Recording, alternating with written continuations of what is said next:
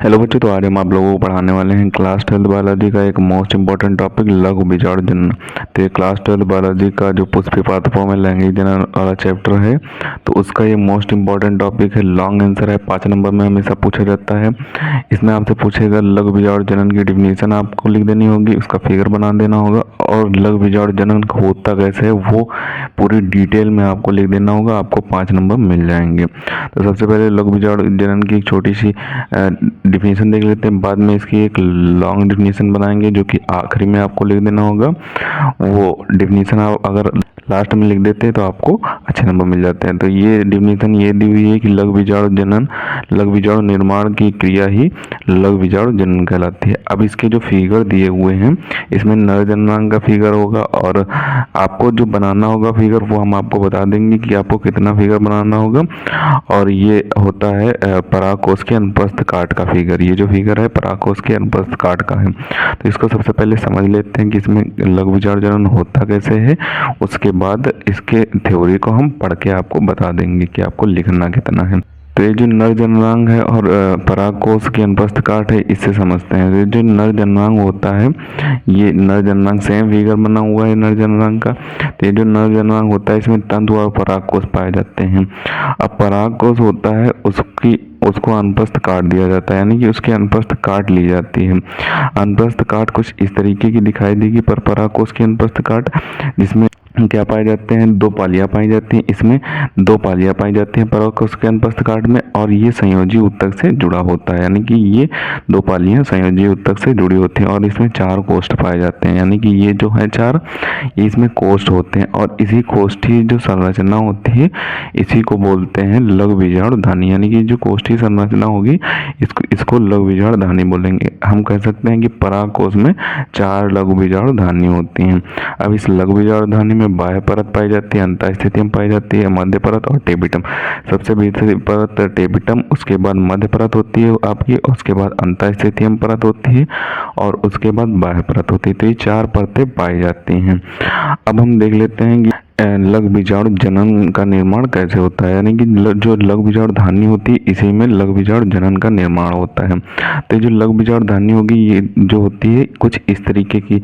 ये जो लघु बीजाणु धानी होगी, इसको अलग काट के बनाएंगे तो आपको बुक में कुछ इस तरीके की बनी हुई दिखाई देगी। ये जो लघु बीजाणु धानी होती है द्विगुणित होती है। इसमें क्या होता है, इसके अंदर एक पाया जाता है बीजाणु जनन ऊतक पाया जाता है, ऊतक की कोशिकाएं पाई जाती हैं। बीजाणु जनन ऊतक की कोशिकाएं पाई जाती हैं, ये भी द्विगुणित होती हैं। और इसमें जो बीजाणु जनन ऊतक कोशिकाएं होती है, इसमें अधोस्तरीय कोशिकाएं पाई जाती हैं, वो भी द्विगुणित कोशिकाएं होती हैं। तो हम लिख लेते हैं इसमें अधोस्तरीय कोशिकाएं पाई जाती हैं। स्तरीयता होगा, अधोस्तरीय कोशिकाएं पाई जाती हैं। तो यानी कि लघु बीजाणु जनन ऊतक कोशिका में अधोस्तरीय कोशिकाएं पाई जाती हैं, जो कि क्या होंगी, द्विगुणित कोशिका होंगी। इसमें जितनी भी कोशिका होंगी वो लगभग द्विगुणित होंगी, कुछ ही कोशिका अगुणित होती हैं। तो द्विगुणित होती है, ये अपना आकार, अधोस्तरीय कोशिका अपना आकार बढ़ा करके प्रपशु कोशिका में बदल जाती है। यानी कि जो अधोस्तरीय कोशिकाएं होती हैं वो अपना आकार बड़ा करती हैं और प्रपशु कोशिका में बदल जाती है। ये प्रपशु कोशिका बहुत ही इंपॉर्टेंट कोशिका होती है। ये लघु बीजाणु धानी की प्रपशु कोशिका में बदल जाती है। लघु बीजाणु धानी अपनी आकार बड़ा करके प्रपशु कोशिका में बदल जाती हैं। अब ये जो प्रपशु कोशिका होती हैं, ये भी कोशिका द्विगुणित होती हैं। और प्रपशु कोशिका में जब समसूत्री विभाजन हम कराएंगे तो ये 2 भागों में बढ़ जाएंगी। समसूत्री विभाजन कराने के बाद ये 2 भागों में हमारी प्रपशु कोशिका बढ़ जाती हैं। पहली कोशिका जो होती है प्राथमिक भित्ति कोशिका होती है, और दूसरी कोशिका होती है प्राथमिक पुंज बीजाणु जनन कोशिका होती है दूसरी कोशिका। तो पहली कोशिका, इसमें जब समसूत्री विभाजन हमारा कराया जाएगा, समसूत्री विभाजन जब हमारा कराया जाएगा तो हमारी पहली कोशिका जो होगी वो प्राथमिक भित्ति कोशिका बनेगी, और दूसरी कोशिका प्राथमिक पुंज बीजाणु जनन कोशिका बनेगी। तो यहाँ पे पहली जो कोशिका होगी वो लिख लेते हैं प्राथमिक भित्ति कोशिका बनेगी, हमारी भित्ति कोशिका बन जाएगी हमारे। और ये जो दूसरी कोशिका बनेगी ये बनेगी प्राथमिक पुंज बीजाणु कोशिका। तो हम लिख लेते हैं प्राथमिक पुंज बीजाणु कोशिका बनेगी, पुंज बीजाणु कोशिका जनन कोशिका, पुंज बीजाणु जनन कोशिका यहाँ पे बन जाएगी। ये जो दूसरी कोशिका बनेगी प्राथमिक पुंज बीजाणु जनन कोशिका हमारी बन जाएगी। अब ये जो प्राथमिक पुंज बीजाणु जनन कोशिका होती है इसमें भी समसूत्री विभाजन होता है जिससे पराग मात्र कोशिका बनती है। यानी कि जो प्राथमिक पुंज बीजाणु कोशिका होगी इसमें समसूत्री विभाजन होगा।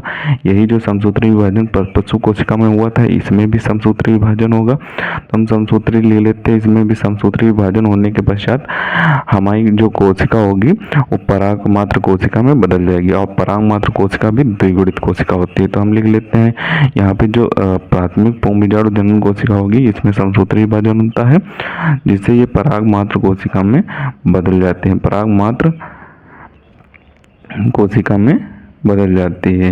यानी कि जनन कोशिका में समसूत्री विभाजन होने के पश्चात इसमें पराग मात्र कोशिका आ जाएगी और पराग मात्र कोशिका में जब अर्धसूत्री विभाजन होगा तो हमारा लघु बीजाणु बनके तैयार हो जाएगा। जब पराग मात्र कोशिका में अर्धसूत्री विभाजन होगा तो हमारा लघु बीजाणु बनके तैयार हो जाएगा। अब यानी कि जो पराग मात्र कोशिका है इसमें अर्धसूत्री विभाजन होगा, लास्ट में जो विभाजन होगा वो अर्धसूत्री विभाजन होगा।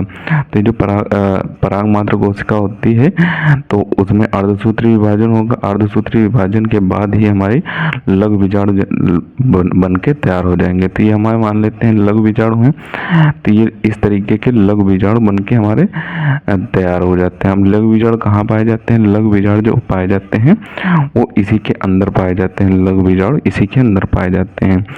तो ये लघु बीजाणु बनके हमारे तैयार हो जाते हैं जो कि अगुणित होते हैं। लघु बीजाणु जो होते हैं वो अगुणित होते हैं। तो अब हम यहाँ पे कह सकते हैं कि जब पराग मात्र कोशिका में अर्धसूत्री विभाजन होगा, यानी कि जो पराग मात्र कोशिका है इसमें जब अर्धसूत्री विभाजन होगा तो हमें 4 लघु बीजाणु बनके तैयार हो जाएंगे। यानी एक लघु बीजाणु धानी में 4 लघु बीजाणु पाए जाते हैं। एक लघु बीजाणु धानी में 4 लघु बीजाणु पाए जाते हैं। यानी कि पूरे पराग कोश में 4 लघु बीजाणु धानी होती है पूरे, यानी कि पराग कोश के अनुप्रस्थ काट में 4 लघु बीजाणु धानी होंगे। इस पराग कोश के अनुप्रस्थ काट में 16 लघु बीजाणु पाए जाएंगे। यानी कि इसमें भी 4 पाए जाएंगे, इसमें भी 4 पाए जाएंगे, इसमें भी 4 लघु बीजाणु पाए जाएंगे, इसमें भी 4 लघु बीजाणु पाए जाएंगे। और ये जो लघु बीजाणु होते हैं वो टेपिटम, यानी कि ये जो परत होती है टेपिटम परत, इसे पोषण लेकर पराग कण में बदल जाते हैं। पराग कण वही होता है जो फूलों के ऊपर पाउडर के रूप में पाया जाता है, वही पराग कण होते हैं, वो पराग कण कहलाते हैं। यानी कि जो पुष्प के नर भाग पर पाउडर के रूप में पाए जाते हैं वही पराग कण कहलाते हैं। और यही जो लघु बीजाणु होते हैं वो टेपिटम से पोषण प्राप्त करके परागकण में बदल जाते हैं। तो यही पूरी विधि होती है लघु बीजाणु निर्माण की। एक बार जल्दी जल्दी फिर से देख लेते हैं कि इसमें होता क्या है। तो लघु बीजाणु धानी जो कि इस पराग कोश के अनुप्रस्थ काट में पाई जाती है लघु बीजाणु धानी, इसकी 4 परतें होती है, बाह्य परत, अंतः परत, मध्य परत और टेपिटम, ये 4 परतें होती हैं। लघु बीजाणु धानी द्विगुणित होती है। लघु बीजाणु धानी में बीजाणु जनन ऊतक कोशिकाएं पाई जाती हैं। बीजाणु जनन ऊतक कोशिकाएं के में क्या पाई जाती है? अधोस्तरीय कोशिकाएं पाई जाती है। अधोस्तरीय कोशिका आकार में बड़ी होकर प्रपसु कोशिका में बदल जाती है और प्रपसु कोशिका में जब समसूत्री विभाजन होगा तो समसूत्री विभाजन के फलस्वरूप प्राथमिक भित्त कोशिका और प्राथमिक पुंज बीजाणु जनन कोशिका में बदल जाएंगी। ये प्रपसु कोशिका इन दोनों में बदल जाएंगी। और जब प्राथमिक पुंज बीजाणु जनन कोशिका में समसूत्री विभाजन होगा तो ये पराग मात्र कोशिका में बदल जाएगी और पराग मात्र कोशिका में जब अर्धसूत्री विभाजन होगा तो हमें 4 लघु बीजाणु प्राप्त हो जाएंगे। तो इसी को लघु बीजाणु जनन कहते हैं या फिर लघु बीजाणु निर्माण की विधि बोलते हैं। तो ये लघु बीजाणु जनन आपका हो जाएगा, यही आपको थ्योरी में पूरा लिख देना है। तो यही पूरा प्रोसेस होता है, लघु बीजाणु जनन के निर्माण का पूरा प्रोसेस होता है। तो इससे हमारी एक डिफिनीशन निकल के आती है कि नर जननांग भाग पुंकेसर के पराग कोश, यानी कि इसके पराग कोश में उपस्थित लघु बीजाणु धानी, यानी कि पराग कोश के अनुप्रस्थ काट में उपस्थित लघु बीजाणु धानी के बीजाणुजन ऊतक की पराग मात्र कोशिका, यानी कि जो बीजाणुजन ऊतक की पराग मात्र कोशिका जो सबसे लास्ट में पाई जाती है, पराग मात्र कोशिका में अर्धसूत्री विभाजन के परिणाम स्वरूप 4 लघु बीजाणु निर्माण की क्रिया होती है जिसे लघु बीजाणु जनन कहलाती है। यही लघु बीजाणु जनन कहलाती है। तो ये हमारी डिफिनीशन निकल के आ जाएगी। इसी तरीके से आप डिफिनीशन बनाकर लिख देंगे। तो पूरी प्रोसेस हम आपको पढ़ के बता देते हैं कि आपको लिखना क्या होगा। तो आपको इस तरीके से फिगर बना देना होगा और ये वाला फिगर आपको इस तरीके का बुक में फिगर बना होगा, उसे आप ज़रूर तैयार कर लें। इस तरीके की जो लघु बिजौड़ धानी का फिगर बना होगा उसे आप तैयार कर लें। तो उसमें 4 परतें आपको बनानी होंगी और ये फिगर बनाना होगा। तो ये फिगर बना देंगे और ये फिगर बना देंगे और उसके बाद इसका प्रोसेस लिख देंगे तो आपको पूरे नंबर मिल जाएंगे। तो प्रोसेस में दिया हुआ है कि लघु बिजौड़ धानी के अंदर कोशिका विभाजन की क्रिया के पश्चात लघु बिजौड़ निर्माण होता है। यानी कि लघु बिजौड़ धानी के ये जो लघु बिजौड़ धानी होती है इसके अंदर कोशिका विभाजन जब होता है उसी की क्रिया के पश्चात लघु बिजौड़ का निर्माण होता है और लघु बिजौड़ परिपक्व होकर परागकण का निर्माण करते हैं। यानी कि जो परिपक्व हो जाएंगे तो परागकण यानी कि वही पाउडर फॉर्म में आ जाते हैं। और लघु बिजौड़ धानी के ऊपर मुख्यतः 4 परतें उपस्थित होती हैं। सबसे भीतरी परत टेपिटम कहलाती है। टेपिटम के ऊपर की परत मध्य परत, इसके ऊपर की परत अंतःस्थितियम तथा सबसे बाहरी परत बाह्य परत कहलाती है। आपको बढ़ा चढ़ा कर लिखना है क्योंकि 5 नंबर का क्वेश्चन होगा तो आपको 5 नंबर का बनाकर लिखना होगा। आप समझने के लिए हमने पूरा समझा दिया है और उसी तरीके से आप लिख देंगे तो आपको पूरे नंबर मिल जाएंगे। अब आपको आगे क्या लिखना होगा वो भी देख लें। और आगे आपको लिखना होगा कि लघु बिजौड़ धानी के अंदर बीजाणुजन ऊतक की कोशिकाएं पाई जाती हैं और बीजाणुजन जनन कोशिका में अधोस्तरीय कोशिकाएं होती हैं जो अपना आकार बड़ा करके प्रपुष्प कोशिका में बदल जाती है। यानी कि जैसा कि हमने आपको समझाया था वैसा ही अगर आपने पूरा लिख दिया तो आपको पूरे नंबर मिल जाएंगे। यानी कि 5 में 5 नंबर मिल जाएंगे। और प्रपुष्प कोशिका में समसूत्री विभाजन होता है जिसके परिणाम स्वरूप प्राथमिक भित्ति कोशिका और प्राथमिक पुंज बीजाणु कोशिका का निर्माण हो जाता है। यानी कि जो प्राथमिक भित्ति कोशिका और प्राथमिक पुंज बीजाणु जनन कोशिका होता है उसका निर्माण हो जाता है। अब इसमें आपको पैराग्राफ चेंज करते हुए लिखना है क्योंकि आप थ्योरी बनाकर लिख देंगे, थ्योरी कोई भी नहीं पढ़ता है। छोटे छोटे पैराग्राफ होते हैं उन पर ध्यान चला जाता है एग्जामिनर और पैराग्राफ देख के एग्जामिनर पूरे नंबर दे देता है।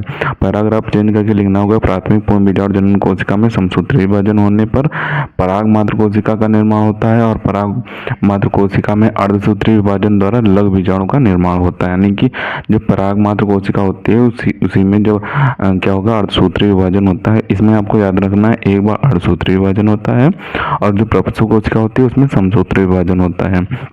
लघु बिजौड़ का निर्माण हो जाता है। और आपको ये इंपॉर्टेंट पॉइंट ब्लैक पेन से लिख देना है या फिर ब्लू पेन से भी लिख सकते हैं। इसे लिखना चाहे तो लिख सकते हो और ना लिखना चाहे तो ना लिखें। एक परागकोश में 16 लघु बिजौड़ बनते हैं और ये लघु बिजौड़ टेपिटम से पोषण लेकर परागकण में बदल जाते हैं। यानी कि अगर आपका ऑप्शन में पूछा जाए कि एक परागकोश में कितने लघु बिजौड़ होते हैं तो 16 लघु बिजौड़ होते हैं। तो इसी तरीके से आपका ऑप्शनल भी तैयार हो जाएगा। अब सबसे मोस्ट इम्पॉर्टेंट आपको ये डिफिनीशन लिख देनी होगी। ये डिफिनीशन आपको ब्लैक पेन से और कॉमा कर लगा के लिख देंगे तो आपके 5 में 5 नंबर देने से एग्जामिनर रुकेगा नहीं। ये डिफिनीशन में आपको क्या लिखना होगा, ये लघु बिजौड़ जनन की डिफिनीशन है जो कि उसी प्रोसेस से बनाई गई है डिफिनीशन है। तो इसमें आप क्या लिख सकते हैं, आप इस डिफिनीशन को बना भी सकते हैं, अपने तरीके से बना कर लिख सकते हैं। लेकिन ये अगर आप ब्लैक पेन से लिखेंगे तो एग्जामिनर पढ़ेगा और आपको पूरे नंबर देने की कोशिश कर देगा। तो इसमें आप लिखेंगे नर जननांग भाग पुंकेसर। यानी कि जो नर जननांग भाग पुंकेसर था उसमें उसके परागकोश में उपस्थित लघु बिजौड़ धानी के बीजाणु जनन ऊतक की पराग मात्र कोशिका, लास्ट में पराग मात्र कोशिका आई थी तो वही पराग मात्र कोशिका में अर्धसूत्री विभाजन के परिणाम स्वरूप 4 लघु बिजौड़ निर्माण की क्रिया लघु बिजौड़ जनन कहलाती है। ये डिफिनीशन अगर आप लिख देते तो आपको पूरे नंबर मिल जाएंगे। तो यही आपके लघु बिजौड़ जनन का टॉपिक है। मोस्ट इंपॉर्टेंट टॉपिक है, 5 नंबर का पूछा जाता है, बहुत ही इंपॉर्टेंट है। इससे आपके कई सारे टॉपिक क्लियर हो जाएंगे। पर तो इसमें नर जननांग भाग के पुंकेसर का फिगर तैयार हो जाएगा और परागकोश के अनुप्रस्थ काट का भी फिगर तैयार हो जाएगा। तो इसे आप अच्छे तरीके से तैयार कर ले। सबसे पहले आप इसका स्क्रीनशॉट कर लें आगे से। तो सबसे पहले आप इतना स्क्रीनशॉट करें ऊपर से। अभी इसके जो फिगर दिए हुए हैं फिगर का भी स्क्रीनशॉट कर लें। ये नर जननांग का फिगर होता है। यानी कि नर जननांग का फिगर आपको 2 नंबर में पूछ दिया जाए तो आप ये फिगर बना देंगे, इसमें तंतु परागकोश लिख देंगे तो आपको 2 नंबर मिल जाएंगे। और ये जो फिगर होता है परागकोश के अनुप्रस्थ काट का फिगर होता है। ये फिगर परागकोश के अनुप्रस्थ काट का होता है। तो ये भी फिगर बहुत ही इंपॉर्टेंट है। तो अब आप इसकी थ्योरी का स्क्रीनशॉट करें और जो पीछे थ्योरी दी हुई है उसका भी आप स्क्रीनशॉट कर लें। तो सबसे पहले ऊपर से आप स्क्रीनशॉट करना स्टार्ट करें और जो बचे वो पार्ट हैं उसका भी स्क्रीनशॉट करें। अब पैराग्राफ बनाकर ही लिखना है आंसर, और जो डिफिनीशन दी हुई है इसका भी स्क्रीनशॉट कर लें। तो इसे आपको अच्छे तरीके से तैयार कर लें। 2-3 बार इसको पढ़ेंगे या फिर जो जितना हमने आपको समझाया था उसे 2-3 बार समझ लेंगे तो आपको ये आंसर तैयार हो जाएगा। तो मिलते हैं किसी नए वीडियो में नए टॉपिक के साथ, तब तक के लिए धन्यवाद। और अगर अभी तक आपने हमारे चैनल को सब्सक्राइब नहीं किया तो प्लीज़ सब्सक्राइब जरूर कर लें, क्योंकि हम इसी तरीके से क्लास 12 से रिलेटेड इंपॉर्टेंट टॉपिक पर वीडियो डालते रहते हैं।